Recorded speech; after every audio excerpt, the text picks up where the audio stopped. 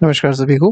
तो देखिए यहाँ पर हम लोग क्लास 9th हिस्ट्री के बहुत इंपॉर्टेंट चैप्टर के नोट्स डिस्कस करेंगे। चैप्टर नंबर 2 है जिसका नाम है socialism in Europe and Russian revolution. तो रशियन रिवॉल्यूशन कैसे हुआ, क्या हुआ, इसमें सारी कहानी देखेंगे और सोशलिज्म कैसे यूरोप में डेवलप हुआ वो सब आपको यहाँ पर देखने को मिलेगा। तो पहले तो हम लोग यहाँ पर 3 जो इम्पोर्टेंट टर्म्स हैं उसको देख लेते हैं। लिबरल्स हो गए, रेडिकल्स हो गए, कंजर्वेटिव्स हो गए। ये मेनली उस समय यूरोप में प्रेजेंट थे। जैसे लिबरल्स थे तो इनकी क्या आइडियोलॉजी थी, रेडिकल्स की क्या आइडियोलॉजी थी, कंजर्वेटिव्स की क्या आइडियोलॉजी थी, हम लोग ये देखेंगे।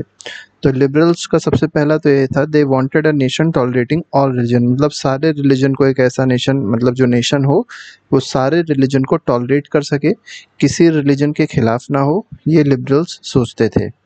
Oppose the uncontrolled rule of power of rulers, मतलब जो रूलर्स होते थे उनके पास अनकंट्रोल्ड पावर नहीं होनी चाहिए थी, ये कहते थे। तो यहाँ पर देखिए, oppose the uncontrolled power of rulers, तो रूलर्स के पास जो बहुत ज़्यादा पावर्स होती थी जिन पे कोई कंट्रोल नहीं होता था किसी का, उसको भी अपोज करते थे लिबरल्स। लिबरल्स की अगली डिमांड ये थी कि एक पार्लियामेंट्री गवर्नमेंट होनी चाहिए और साथ ही साथ जो जुडिशरी होनी चाहिए वो कैसे होनी चाहिए, इंडिपेंडेंट होनी चाहिए। और एक और डिमांड थी इनकी, लिबरल्स की एक और आइडियोलॉजी थी, supported right of individuals but did not support universal adult franchise. तो देखिए इनका ये मानना था कि इंडिविजुअल के राइट्स को जो होते थे उनको सपोर्ट करते थे, लेकिन क्या नहीं सपोर्ट करते थे, तो ये यूनिवर्सल एडल्ट फ्रेंचाइज को सपोर्ट नहीं करते थे। मतलब जो वोटिंग राइट होनी चाहिए वो केवल कुछ ही लोगों के पास होनी चाहिए और खासकर मेन के पास होनी चाहिए जिनके पास प्रॉपर्टी हो, ठीक है। वुमेन को उसमें एक्सक्लूड किया गया था, तो ये एक लिमिटेशन थी लिबरल्स की। आगे बढ़ते हैं, रेडिकल्स देखेंगे। रेडिकल्स में क्या मान्यता थी, ये लोग क्या मानते थे, इनकी क्या आइडियोलॉजी थी। तो एक ऐसी गवर्नमेंट चाहते थे जो बेस्ड होनी चाहिए किस पे, मेजॉरिटी ऑफ पॉपुलेशन पे। मतलब मेजॉरिटी ऑफ पॉपुलेशन जिस गवर्नमेंट को चूज करे, उनकी बातों को जो सुने, ऐसी गवर्नमेंट चाहते थे रेडिकल्स। Supported women suffrage. अब देखिए आपने देखा लिबरल जो थे वुमेन सफरेज को सपोर्ट नहीं कर रहे थे, लेकिन रेडिकल्स क्या है, इनको सपोर्ट कर रहे हैं, मतलब राइट टू वोट देने के पक्ष में थे। Opposed privileges of landlords and wealthy factory owners. अब ये क्या चाहते थे कि जो प्रिविलेज दिए जा रहे हैं लैंडलॉर्ड्स को, ठीक है, बड़े बड़े फैक्ट्री ओनर्स को, वो नहीं मिलने चाहिए, तो इसको अपोज कर रहे थे radicals. Accepted private property but opposed it concentration in few hands. मतलब प्राइवेट प्रॉपर्टी हो सकती है लेकिन जो वेल्थ होती है वो कंसंट्रेटेड नहीं होनी चाहिए। ऐसा ना हो कि जो वेल्थ हो पूरे कंट्री की वो कुछ ही हाथों में हो, तो इसको भी ये लोग अपोज करते थे रेडिकल्स। कंजर्वेटिव्स का क्या था, कंजर्वेटिव्स जो थे वो मेनली रेडिकल्स और लिबरल्स को ही अपोज कर रहे थे। मतलब इनकी जो पॉलिसीज थी वो उनसे अलग थी, दोनों से अलग थी, मतलब रेडिकल और लिबरल से अलग थी। अर्लियर रेजिस्टेड चेंज, मतलब ये लोग 18th सेंचुरी से पहले अगर आप देखेंगे तो ये कोई भी चेंज नहीं चाहते थे कि जो मोनार्की उसमें कोई चेंज हो। लेकिन 19th सेंचुरी जब आई तो इन लोग ने चेंज को एक्सेप्ट किया, लेकिन वो उस चेंज को धीरे धीरे चाहते थे, ग्रेजुअल चाहते थे, और ट्रेडिशंस को भी ये रिस्पेक्ट करते थे। अब आगे बढ़ते हैं, industrial society and social change देखेंगे। इसमें क्या बताया गया है, इंडस्ट्रियलाइजेशन जो हुआ, they it brought long working hours, low wages, poor housing and sanitation problems. तो क्या क्या प्रॉब्लम्स आए इंडस्ट्रियलाइजेशन से, तो पहली प्रॉब्लम ये आई कि जो लोग थे, मजदूरों को बहुत ज़्यादा काम करवाया गया, उनको वेजेस भी बहुत ही कम दी गई, हाउसिंग उन लोग के लिए प्रॉपर नहीं थी, बड़े ख़राब से घर थे, सैनिटेशन प्रॉब्लम्स थी, तो ये सब देखने को उससे मिला। Unemployment common in times of low demand, जब डिमांड कम होती थी प्रोडक्ट्स की तो उस समय अनएम्प्लॉयमेंट अपने आप से ही आ जाता था, क्योंकि डिमांड कम होगी तो प्रोडक्शन नहीं होगा, प्रोडक्शन नहीं होगा तो इंडस्ट्री नहीं चलेगी, इंडस्ट्री नहीं चलेगी तो जो मजदूर वहाँ काम कर रहा था उसको काम नहीं मिलेगा। Liberals and radicals try to find solution. देखिए जब ये प्रॉब्लम्स यहाँ पर क्रिएट हुई तो लिबरल्स और रेडिकल्स ने क्या सोचा कि कुछ सोल्यूशन इसका निकाला जाए। दे वैल्यूड, इन लोग ने क्या क्या वैल्यू करी, इन लोग ने कुछ चीज़ों को वैल्यू किया, जैसे इंडिविजुअल एफर्ट्स को वैल्यू करते थे, लेबर को वैल्यू करते थे, एंटरप्राइज को वैल्यू करते थे, और किस चीज़ का अपोज करते थे, एरिस्टोक्रेट को जो प्रिविलेज दिए जा रहे थे, क्योंकि वो कुछ काम भी नहीं कर रहे थे लेकिन प्रिविलेज बहुत सारे दिए जा रहे थे, तो इसको लोग अपोज कर रहे थे।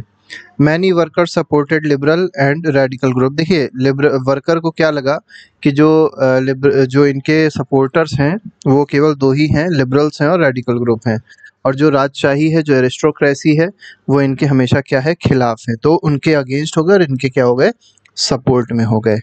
Coming of socialism to Europe. अब सोशलिज्म कैसे आया यूरोप में ये देखना है हम लोग को। तो सोशलिज्म कैसे यूरोप में आया उसको यहाँ पर देखना है। तो पहली चीज़ तो ये है, सोशलिस्ट क्या करते थे, ये अपोज कर रहे थे प्राइवेट प्रॉपर्टी को, seeing it as root of social ills. तो जितने भी सोशल इल्स हैं उसके पीछे रीज़न क्या है, प्राइवेट प्रॉपर्टी है। तो इसको सोशलिस्ट क्या करते थे, अपोज करते थे।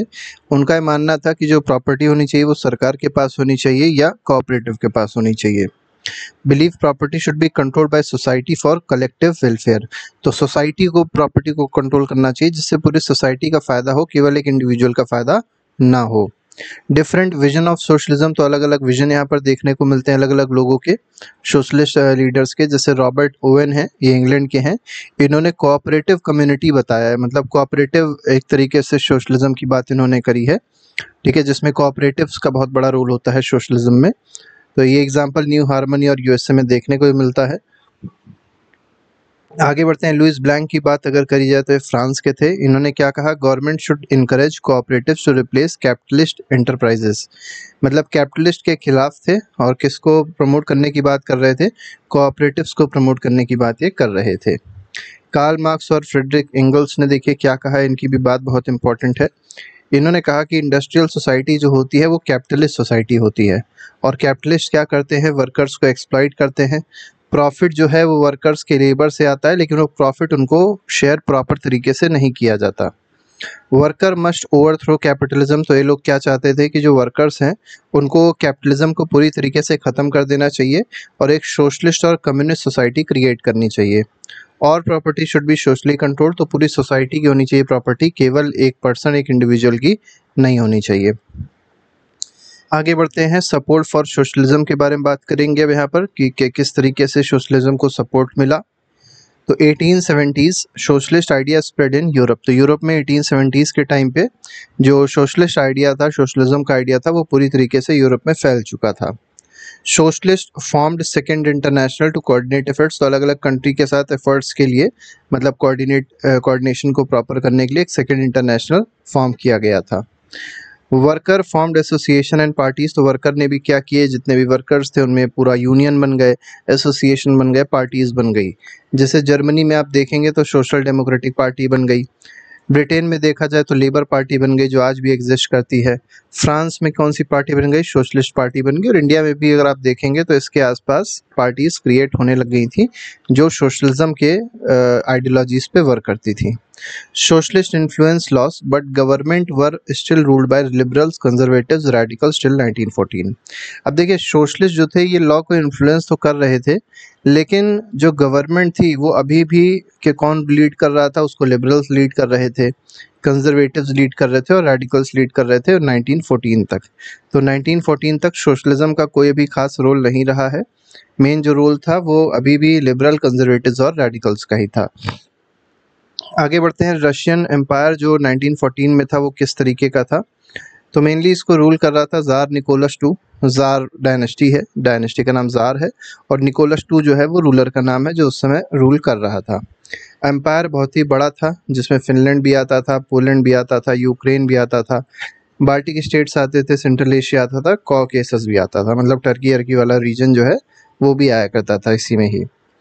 रिलीजन अगर देखा जाए तो उस समय जो रिलीजन था रूस में या रशिया में, उसमें मेनली रशियन ऑर्थोडॉक्स क्रिश्चियनिटी थी, कैथोलिक्स भी थे, प्रोटेस्टेंट्स भी थे, साथ ही साथ मुस्लिम्स और बुद्धिस्ट भी हुआ करते थे। अब इकोनॉमी देखते हैं, उस समय जो रशिया की इकोनॉमी थी वो कैसी थी उसके बारे में थोड़ा सा बताया गया है। तो 85% लोग क्या थे, एग्रीकल्चरिस्ट थे, मतलब मेजर जो पॉपुलेशन थी वो एग्रीकल्चर में इन्वॉल्व थी, और ये वेस्टर्न यूरोप में ज़्यादा था। तो ये क्या करते थे, जब एग्रीकल्चर ज़्यादा होता था तो ग्रेन जो होते थे उनको एक्सपोर्ट किया करते थे। इंडस्ट्रियलाइजेशन कुछ जगह पे देखने को मिलता था बहुत ज़्यादा, जैसे सेंट पीटर्सबर्ग हो गया, मॉस्को हो गया, यहाँ सब में इंडस्ट्रियलाइजेशन अच्छा खासा डेवलप हो गया था। फैक्ट्रीज 1890s में डेवलप हो चुकी थी, जैसे रेलवे डेवलप हो गया था, कोल फैक्ट्री डेवलप हो गई थी, ठीक है, कोल माइनिंग होने लग गई थी, स्टील क्रिएशन हो रहा था, स्टील की फैक्ट्री डेवलप हो गई थी। लेकिन अभी भी जो वर्किंग कंडीशंस थी वो बहुत ही ख़राब थी यहाँ पर।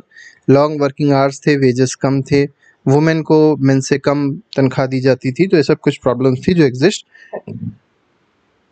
कर रही थी। आगे बढ़ते हैं, workers divided by skills, gender, traditions but United in strikes.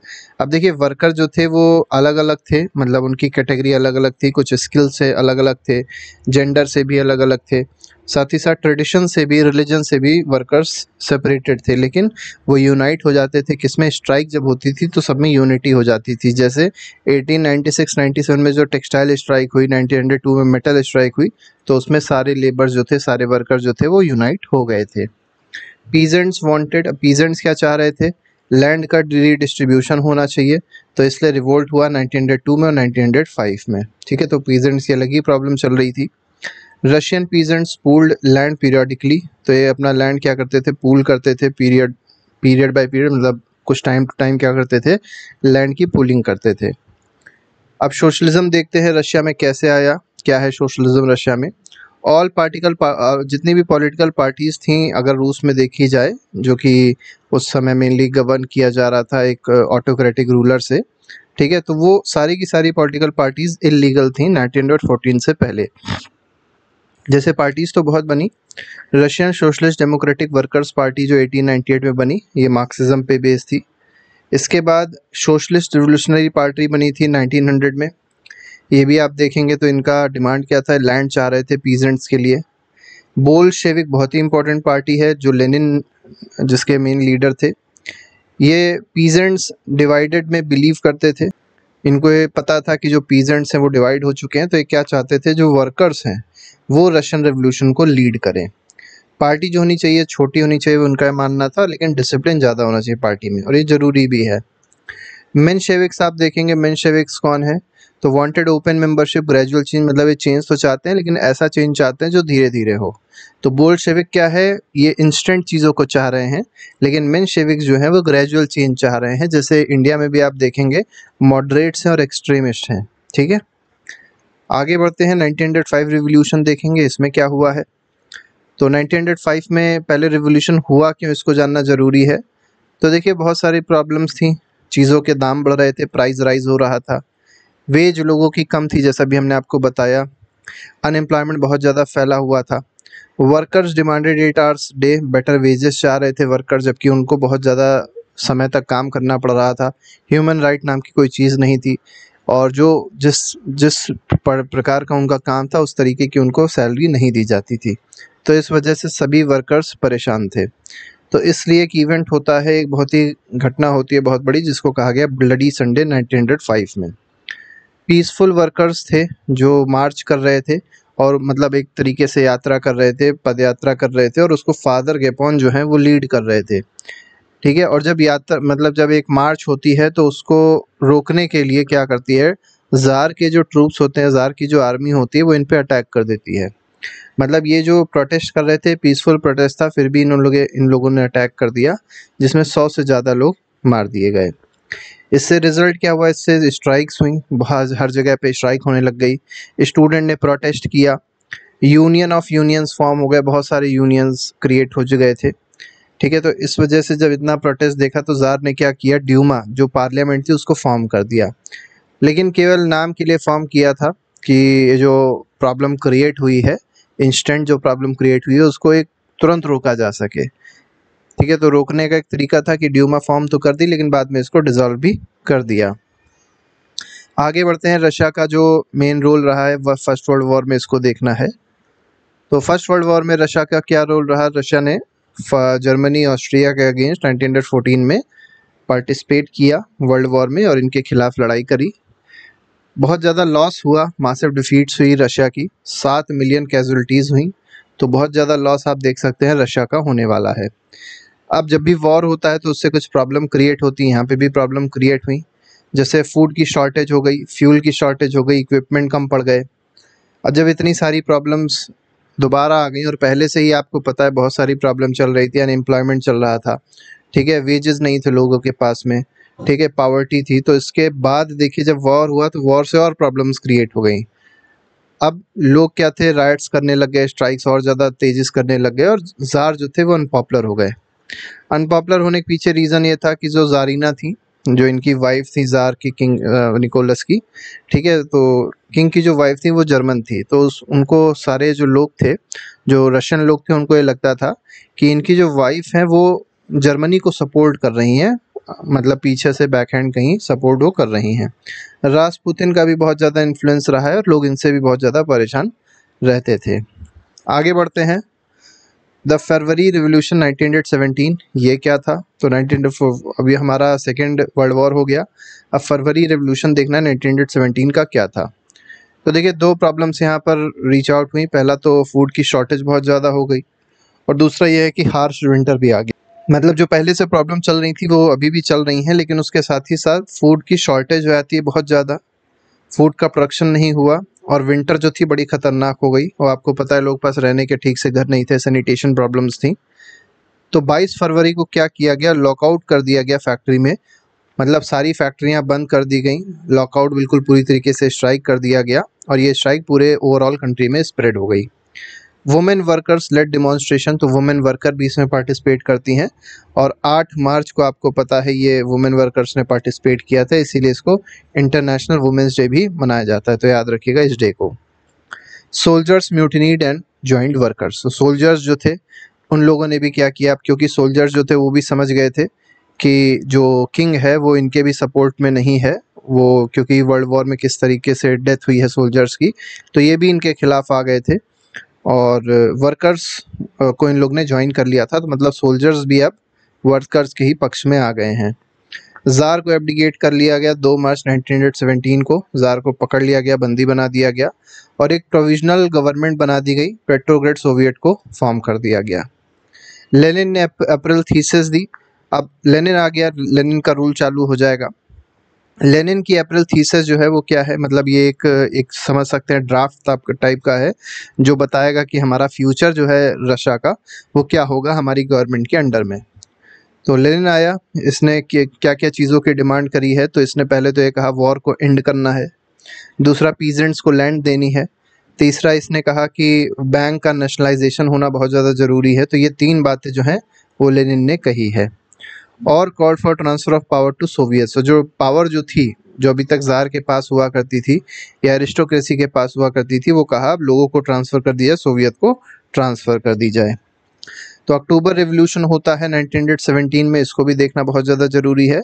Lenin and Bolshevik prepared armed uprising, देखिए अभी जो किंग था उसको तो एक तरीके से ख़त्म किया गया है, लेकिन अभी भी बहुत सारे ऐसे लोग हैं जो हाई पावर के हैं, उनको भी रोकना बहुत ज़्यादा ज़रूरी था। तो लेनिन और बोल्शेविक जो थे वो एक आर्म्ड अपराइजिंग के लिए प्रिपेयर हो गए थे। अब लेनिन आपको पता है ये मेनली लीडर है सोशलिज्म का, सोशलिस्ट लीडर है, जो रूस की मतलब रूस की रिवोल्यूशन में जो बहुत ज़्यादा लीड कर रहा है उसको।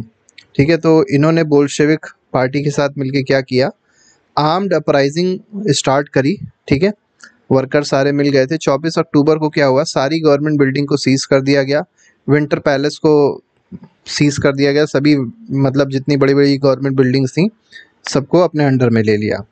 प्रोविजनल गवर्नमेंट जो चल रही थी उसको भी पूरी तरीके से समाप्त कर दिया गया, और अब बोल्शेविक ने पावर ले ली अपने हाथों में, और पार्टी का नाम बदल के क्या कर दिया, कम्युनिस्ट पार्टी कर दिया। तो कम्युनिस्ट पार्टी का रोल अब स्टार्ट हो जाएगा रशिया में। आफ्टर अक्टूबर रिवोल्यूशन अब क्या होने वाला है, अब देखिए जो लेनिन ने कहा था वो सारी बातें वो करेगा। जैसे इंडस्ट्रीज और बैंक को नेशनलाइज कर दिया गया, लैंड दे दी गई पीजेंट्स को, दूसरा इसने यही कहा था। लार्ज हाउसेस, जो बड़े बड़े घर थे एरिस्टोक्रेट्स के पास में, वो छोटी छोटी फैमिलीज में डिवाइड करके उनको दे दिए गए। जो एरिस्टोक्रेट्स के पास टाइटल्स थे उनको भी बैन कर दिया गया, और ये सब बहुत ज़रूरी भी था। Russia became one party state, तो एक ही पार्टी केवल वहाँ पर रूल कर रही थी जिसका नाम था कम्युनिस्ट पार्टी। और आज भी अगर आप देखेंगे तो रशिया में केवल एक ही पार्टी रूल करती है, वो है कम्युनिस्ट पार्टी। और वही सेम हाल कहाँ का है, चाइना का भी है। सीक्रेट पुलिस जो थी वो चेका थी, इसको भी इस्टेब्लिश किया गया था कि जो इनकी पार्टी के खिलाफ बात करता था वो ये खुफिया पुलिस क्या करती थी, उनको पकड़ लेती थी और उनको एक तरीके से गायब कर देती थी, लोगों को पता नहीं चलता था कि ये लोग कहाँ चले गए। तो मतलब अपोजिशन का कोई यहाँ पर रोल नहीं था। सिविल वॉर होता है 1918 से 1920 के बीच में, क्योंकि देखिए बोल्शेविक्स तो सब थे नहीं, तो नॉन बोल्शेविक्स थे जिनको वाइट्स और ग्रीन्स कहा जाता था। ठीक है, प्लस फॉरेन पावर्स थी। अब देखिए नॉन बोल्शेविक्स में मेनली एरिस्टोक्रेट्स थे, जो किंग के वफादार लोग थे वो थे, कुछ फॉरेन पावर्स भी थी जो एकजुट हो गई थी और साथ ही साथ ही किससे लड़ाई कर रही थी, बोल्शेविक्स से। बोल्शेविक्स को क्या आता था, रेड कहा जाता था। तो सिविल वॉर होता है और कौन जीतता है, बोल्शेविक्स जीतते हैं, और यूएसएसआर फॉर्म होता है 1922 में। तो 1922 में फाइनली यूएसएसआर का फॉर्मेशन हो जाता है। सोशलिस्ट सोसाइटी एंड प्लानिंग, अब जब यूएसएसआर का फॉर्मुलेशन हो चुका है, फॉर्म हो चुका है, तो इन लोग ने क्या किया, 5 ईयर प्लान को इंट्रोड्यूस किया, मतलब 5 साल की योजना बनाई और कहा कि हम 5 साल में ये करेंगे और इसके लिए पॉलिसीज़ बनाते गए। इंडस्ट्रियल ग्रोथ किया, ऑयल कोल स्टील का जो प्रोडक्शन हो रहा था वो डबल हो गया, तो बड़ा अच्छा काम हुआ। एजुकेशन हो गया, हेल्थ हो गया, हाउसिंग हो गई, ये इम्प्रूव हो गई, लेकिन अभी भी ये पूरे कंट्री में स्प्रेड नहीं थी, पूरी तरीके से अभी लोगों तक पहुंच नहीं पा रही थी, लेकिन इम्प्रूवमेंट यहाँ पर देखने को मिला है जो अभी तक नहीं था। अब स्टालिन की एक प्रॉब्लम भी ही, मतलब जहाँ पर स्टालिन फेल हुआ। अब स्टालिन कौन है, तो स्टालिन आपको बता दें, जब लेनिन की जब डेथ होती है तो इस कंट्री को, या ये कह सकते हैं कम्युनिस्ट पार्टी को जो होल्ड करने आया, जो लीड करने आया, उसका नाम था स्टालिन। ठीक है, लीडर है अगला। और इसकी एक पॉलिसी थी जिसको कहा गया कलेक्टिवाइजेशन। इसमें था क्या, 1929 में पीजेंट्स को फोर्स किया गया था कि उनको अपने छोटे छोटे खेत जो है वो सरकार को देने होंगे और एक कलेक्टिव फार्म बनेगा, सबके छोटे छोटे खेत मिला के एक कलेक्टिव फार्मिंग होगी, जिसको कहा गया कोलखोज कहा गया था। लेकिन लोगों ने, जो पीजेंट्स थे, उन लोगों ने मना कर दिया, कहा मैं अपना खेत नहीं छोड़ूंगा। लेकिन जब सरकार ने प्रेशर किया तो उन लोगों ने क्या किया, मतलब किसानों ने अपने लाइव स्टॉक को डिस्ट्रॉय कर दिया, जो भी खेत में उगा हुआ था उसको सब जला वला दिया। ठीक है, जो उनके पास गाय भैंस थी, बकरी थी, उसको सबको मार डाला। तो ये पीजेंट्स कर रहे हैं, और जब ऐसा देखा गया तो पीजेंट्स को बहुत ज़्यादा पनिशमेंट दी गई और उनको उस जगह से बहुत दूर भेज दिया गया, डिपोर्ट कर दिया गया। अब हुआ क्या, देखिए आप देख सकते हैं, पूरे लैंड पे सारी प्रॉब्लम्स जब मिलेंगी तो प्रोडक्शन ऑब्वियस सी बात है कम हो जाएगा, तो एग्रीकल्चर प्रोडक्शन कम हो गया और एक फमीन देखने को मिली 1933 से 33 के बीच में, जिसमें 4 मिलियन लोगों की डेथ हो गई। तो ये एक बहुत ही बड़ा ब्लैक स्पॉट है जो देखने को मिलता है रशियन रिवॉल्यूशन के बाद। Global influence of Russian revolution क्या रहा है, तो inspired communist parties world wide. तो आपको पता है इंडिया में भी अगर आप देखेंगे तो बहुत सारे ऐसे लीडर्स हैं, जैसे चंद्रशेखर आज़ाद हो गए, भगत सिंह हो गए, तो इन लोग ने भी अगर आप देखेंगे तो सोशलिस्ट पार्टी जो थी उसको बनाया था, जिसको HSRA कहा जाता था, हिंदुस्तान सोशलिस्ट रिपब्लिकन एसोसिएशन। तो ये इंस्पायर इसी से ही हुए थे। ठीक है, तो 1920s में बनाया गया था मेनली। ठीक है, 25-26 में इसको क्रिएट किया था इन लोगों ने। और साथ ही साथ जो हमारे पहले प्रधानमंत्री थे जिनका नाम जवाहरलाल नेहरू जी था, तो वो भी सोशलिज्म प्रिंसिपल से बहुत ज़्यादा इन्फ्लुएंस थे। तो इनकी भी आप शुरुआत में जो पॉलिसीज़ देखेंगे वो सोशलिस्टिक पॉलिसीज़ हैं। और हमारे संविधान में भी सोशलिज्म जो है वो पूरी तरीके से हर जगह आपको देखने को मिलेगा। पब्लिक वेलफेयर की बात हर जगह करी गई है, और भी बहुत सारी चीज़ें हैं जो सोशलिज्म इंडिया में इन्फ्लुएंस हुआ है, मतलब सोशलिज्म भारत में भी आया है। नेताजी सुभाष चंद्र बोस जो है वो भी सोशलिस्टिक बहुत ज़्यादा लीडर थे, बहुत बड़े सोशलिस्टिक लीडर थे। ठीक है, कॉमिंटर्न जो है 1919 में फॉर्म होता है। इंस्पायर मतलब इसमें ये था कि इंटरनेशनल कम्युनिटी को सबको जोड़ना था, जो सोशलिज्म को बिलीव करती थी, जो सोशलिस्टिक आइडियाज़ पे वर्क करती थी। इंस्पायर्ड एंटी कॉलोनियल स्ट्रगल्स, तो जहाँ जहाँ एंटी कॉलोनियल स्ट्रगल चल रहा था उसको सोशलिज्म ने इंस्पायर किया, जिसमें इंडिया भी इंक्लूडेड था। Indian leaders like Nehru, Tagore, Shaukat Usmani visited Soviet Union. अब क्योंकि ये सब लीडर्स जो थे वो बहुत ज़्यादा इन्फ्लुएंस थे सोशलिज्म से, तो ये सोवियत यूनियन मतलब रूस जाके विजिट भी करते हैं और देखते हैं वहाँ की कंडीशंस कितनी अच्छी हो गई थी, क्या क्या अभी भी वहाँ पर चीज़ें थी जो इंडिया में लाई जा सकती थी, वो ये सब देखने गए थे। और बहुत सारी चीज़ों को लाया भी गया आगे चल के, जो हम लोग आगे के चैप्टर्स में पढ़ेंगे। तो अभी के लिए फिलहाल नहीं था, ये पूरे नोट्स थे जिससे आपका पूरा रिवीजन जो है इस चैप्टर का आसानी से हो जाएगा। इसके अलावा अगर आपको कोई प्रॉब्लम होती है इस चैप्टर में, कमेंट बॉक्स में आप बता सकते हैं, आपकी प्रॉब्लम को सॉर्ट आउट कर दिया जाएगा। तो अभी के लिए फिलहाल नहीं। Thank you very much, good bye, जय हिंद।